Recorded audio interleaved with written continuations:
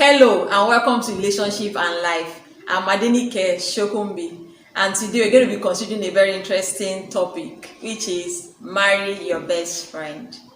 By the way, who is your best friend? Why do you need to marry your best friend? And what does it not mean to marry your best friend? These and many more are some of the things we're going to be considering during this conversation today. So who is your best friend? Is your best friend someone that you've known the longest? Is your best friend your childhood friend? Is your best friend the person that is closest to you at the moment? Most times when people hear marry your best friend, funny things come to mind. So who is your best friend? Your best friend is someone who truly knows you. Your best friend is someone who truly knows you. And the extent to which a person knows you is very much dependent on how much you open up to them. So it's possible for you to have been with someone for donkey years and the person still doesn't know you, because you can always hide your identity. You can hide who you are from people you don't want, into that aspect or into that part of your life. So when you're talking about your best friend, you're talking about someone who truly knows you. So it's not really about, how long you've been with that person. It's about how much of you are able to open up, to that person. How much you let them into you.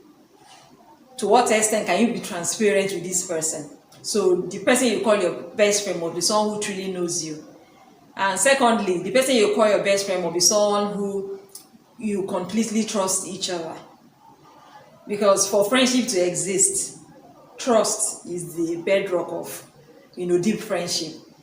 So if you say someone is your best friend, you must trust the person completely. The person must also trust you as well completely. Because there's no point being in friendship or being in a relationship with someone that you doubt, or someone who doubts you being in a relationship with you. And so one, like I mentioned, the person must be someone that really knows you for them to qualify to be your best friend. The person, both of you must completely trust each other. There is nothing that you're hiding from each other. You must be vulnerable with this person.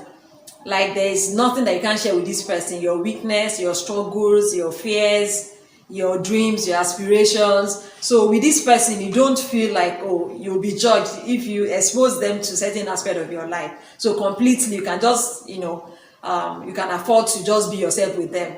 There are people who are in relationship with people, and that person they're in relationship with, they've never seen them at their worst.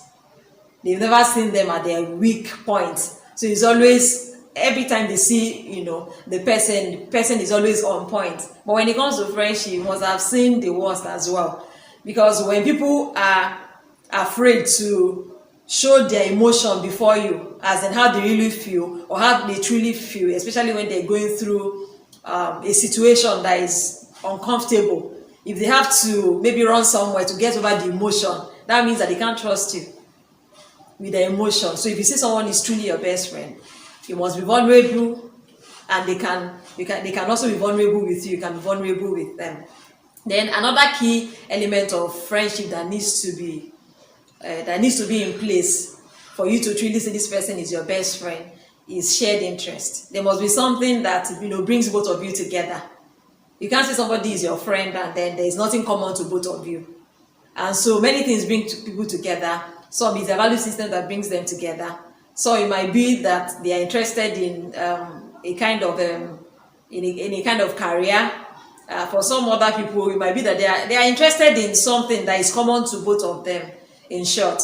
And so there must be that thing that brings you together for you to truly say this person is my best friend. And you know why that is important? It's important because when you're friends with someone, there is need for you to be able to also share quality time with them. And that time that you share with them, that quality time you have with them, is the time that you have to kind of bond with them. But if there's nothing that is common to you, there's nothing that you both share, it will be impossible for you to have quality time that now leads to bonding. And so one other thing that is important when it comes to spending quality time is because you also want to build solidarity in that relationship. And solidarity cannot be built without you spending quality time together. And so you become friends with this person Your shared interest brings you together so that you guys are able to share quality time. And as you share quality time, solidarity is built.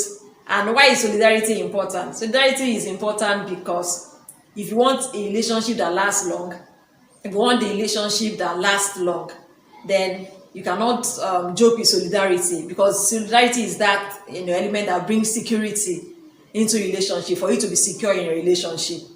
And another important factor that we also need to consider when it comes to who your best friend is, you also need to realize that you're not going to be the same with your best friend. You're going to have things in common, yes, you're going to have things in common, but it doesn't mean that you're going to be the same person as the person you call your best friend. There are things that will not be common to you. There are things that you differ on. There are things that this person likes that might not be something that you like. It might be something that catches the person's fancy and doesn't catch your fancy, and it's fine. It's okay that your friends does not mean you won't vary or differ on certain things. But the most important thing is you being yourself in that relationship despite your differences. And so if you're in a relationship with someone and the person is constantly wanting to make you like them, then there's no friendship. Because part of what somebody who is your best friend will do for you is for the person to understand that, oh, you are different from them, and then being able to accept you as you are. And accepting you as you are, I don't mean that when they see something wrong, they won't be able to confront you with the truth. Yes, they're able to confront you with the truth, but I'm saying that that person sees you as someone that is different from them, and someone that you might not have 100% the same interest, and then they are still cool with you. They are still able to, like, oh, okay, call you friend, even though you differ on issues.